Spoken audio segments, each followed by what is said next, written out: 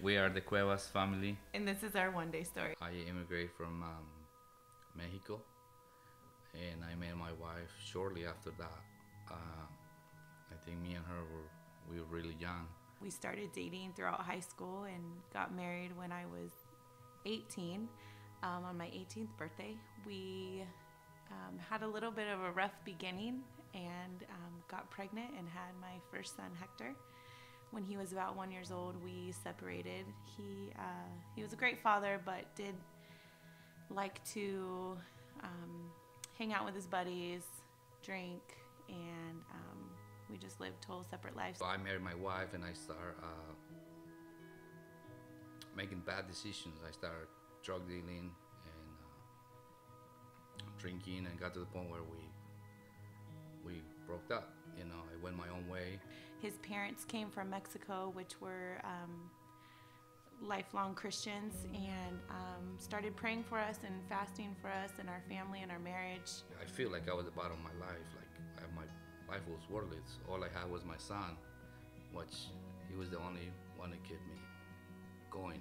Every one of my friends and family are doing 15, 20, 10 years in prison. My parents came over, I started going to church.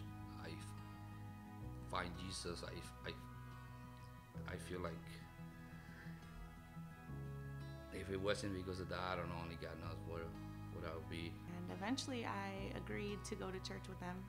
And when I did, I absolutely fell in love. I was broken. I remember just sitting on the bench, crying my eyes out, not knowing why I was crying, but I knew it was God just loving me and calling me. Shortly after that, we went back together with my wife. And now here I am with my husband and my kids, and it keeps growing, and we're now married, just celebrated our 14th year marriage anniversary. My husband is truly my best friend. 3 kids later, and I thank God for everything. I believe that everything happened for a reason, and that just makes me stronger, and I thank God for everything. My family, my wife, my parents, everything.